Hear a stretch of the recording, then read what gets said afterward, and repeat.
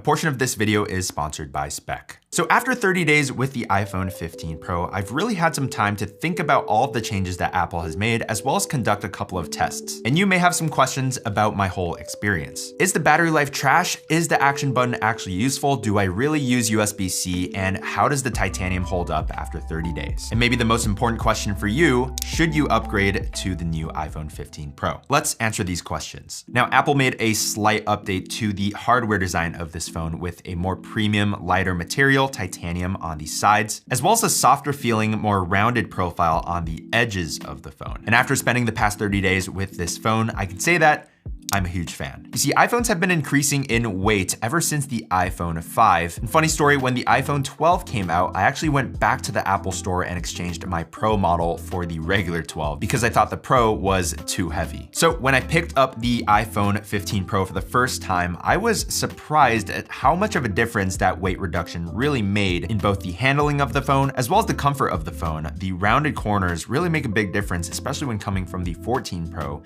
It doesn't dig into your pinky or your fingers, and it just feels really refined. Now, looking around the titanium frame, I haven't picked up any scratches on it, mostly due to the fact that I have been using a case, which brings me to today's sponsor, Spec. So if you are looking for one of the most rugged yet slim cases, you might want to check out the Presidio 2 grip case. This case features Armor Cloud technology, which compresses and cushions your phone from falls of up to 13 feet, acting like airbags. The built-in grooves on the sides of the case are really nice for grip, but if you aren't a fan of the looks, you can also opt for the non-grip version. Both these cases have a soft touch finish, really nice clicky and covered buttons, a raised lip to protect your screen, and best of all, Click Lock. With Click Lock, not only can you use all of your existing MagSafe accessories, you can also purchase specific Click Lock accessories like this car vent mount and wallet. The way that Click Lock works is with this magnetically attracted bolt that automatically extends to meet this indentation in your case. So this is the click, and this is the lock.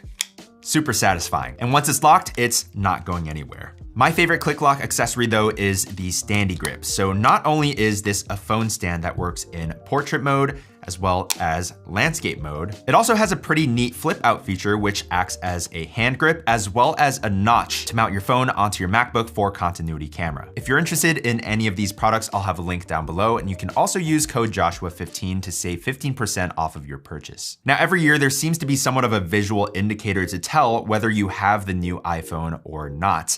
And this year, you guessed it, is the action button. Pretty funny because I've had friends come up to me and ask if I have the new iPhone, and when I show them, they almost always look at the action button and they're like, oh, that is the new iPhone. And then almost always there's two questions that follow. First of all, what did you set your action button to do? And number two, is the action button actually useful? So there is a brand new action button menu inside of settings where you can change that shortcut to do a variety of things like activate your camera, the flashlight, and a voice memo. But in my opinion, the best use case for the action button is Do Not Disturb. Now you might think that's a little bit boring, and I mean, it is, but the truth is, Do Not Disturb is the modern day equivalent of the mute ring switch. We're not getting as many phone calls these days, but what we do get is hundreds of notifications each day.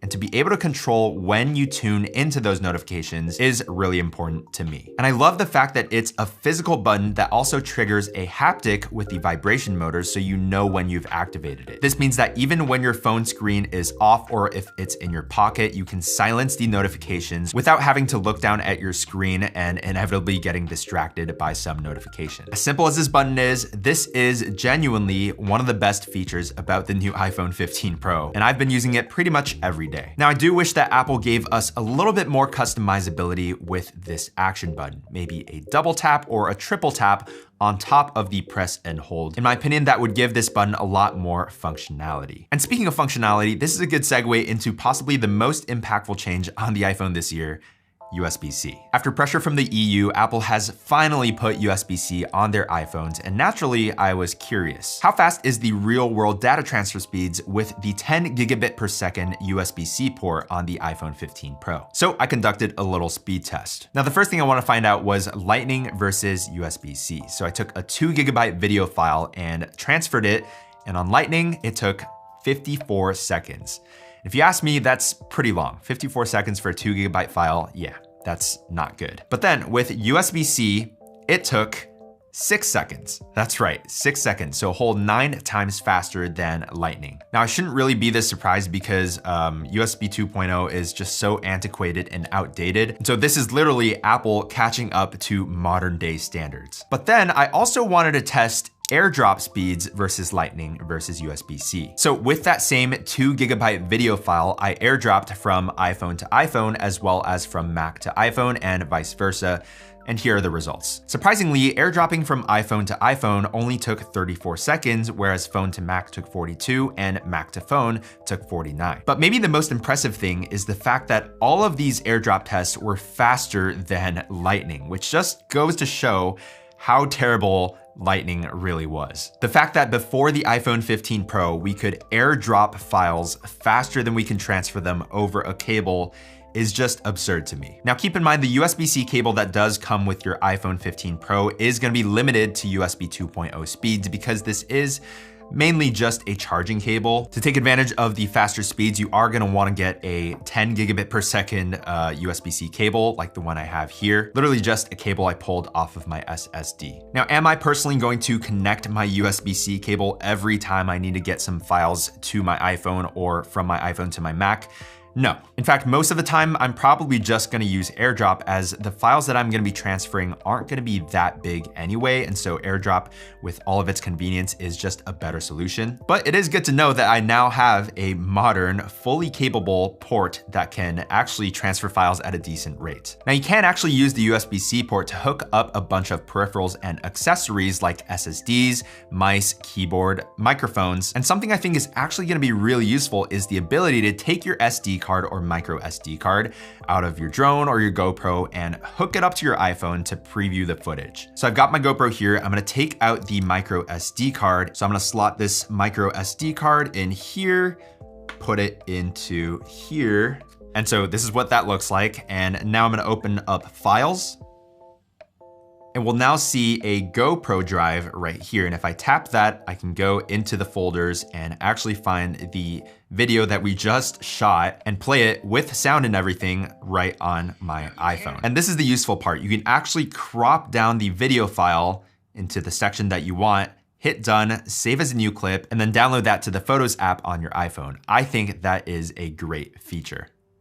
Now, powering this phone is the brand new beast of a chip, the A17 Pro. And we already know this, Apple is great at making fast and efficient chips. With the iPhone 15 Pro, it really just blazes through everything that you throw at it. Not that it's any more noticeable than what I was getting on my 14 Pro, at least in everyday use cases. Now, I'm not a huge mobile gamer, but when I took a look at what some people were doing with this iPhone in terms of gaming, I was pretty blown away. Like the fact that you can pair a Bluetooth controller to your phone and use it as a full-on console is just ridiculous and really can rival portable gaming devices like the Nintendo Switch. And with the USB-C port, you can even connect your phone to an external display. And I mean, just looking at the quality of these games, the iPhone is really approaching console-like levels of detail. Like honestly, I would consider that a good reason to pick up the Pro Max with the bigger screen if you are a mobile gamer. But yeah, gaming is just incredible. But one thing you can be certain of that will drain quickly when you're gaming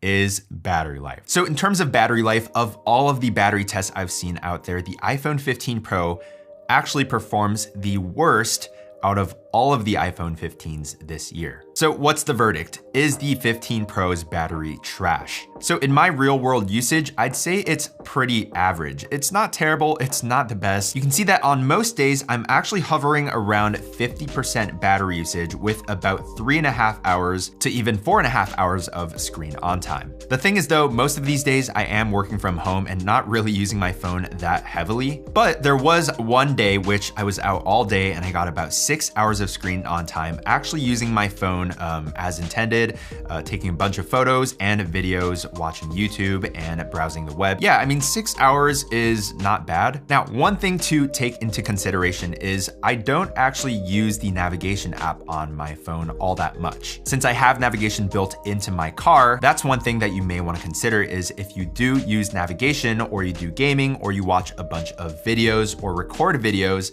those are all going to drain your battery relatively quickly. So could battery life be improved? improved? I mean, yeah. I think especially with portable electronics, battery life can always be improved and people are always gonna be wanting more. But with the 15 Pro, I find that it's more than adequate. Now, one setting I am turning on this year is in battery health and charging, and that is the 80% limit. On last year's iPhone 14 Pro, we saw that battery degradation went down to as low as 88% in certain iPhones. So this is one precaution I'm taking, is to hard limit the battery charging to 80%. So I'll check back in a year and we'll see how it's doing.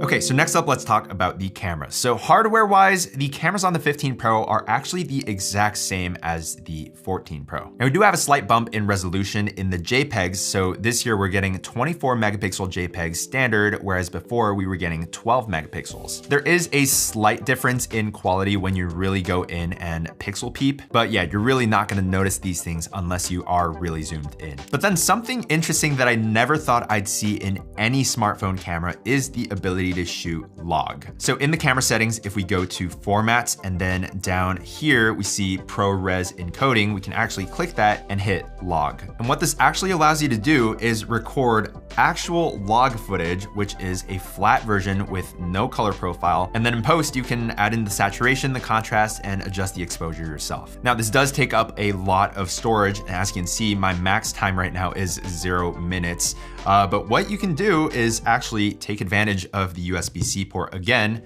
plug in an external hard drive or an SSD. And now you will see that I have 272 minutes of recording, and at the bottom here, it does say USB-C. I'm sure we'll be seeing maybe even cases now that will incorporate somewhat of an SSD mount on the back, as this is now a really great feature for people who actually shoot with their iPhones. Now this year, the Pro Max model does get the 5x optical zoom, whereas the iPhone 15 regular Pro only gets 3x. And I think ever since Samsung came out with their 10x, or I think 100x zoom, there seems to be this race to put bigger and more zoom into smartphone cameras. But like, why though? I'm sure there are some use cases like in nature photography or sports photography where that extra zoom would come into play. But for the normal everyday stuff, I'd rather just have a really high quality telephoto lens that's not too zoomed in, so I can actually get some really good portraits out of it. And for me, I think the 3x is just at the right spot where it's not too much and not too little. And I'd rather that Apple focus on the optical quality of this lens rather than more zoom. But anyway, what's the verdict? 30 days later, am I happy with the iPhone 15 Pro? Without a doubt, this is my favorite iPhone yet. Despite the fact that smartphone innovation has significantly slowed down in the past few years, there are still refinements and improvements that can always be made. And this year, with all of the physical changes with titanium, the action button, USB-C, these are all little changes that add up to make the iPhone experience overall better. Now, should you upgrade if you already have the 13 or 14 Pro?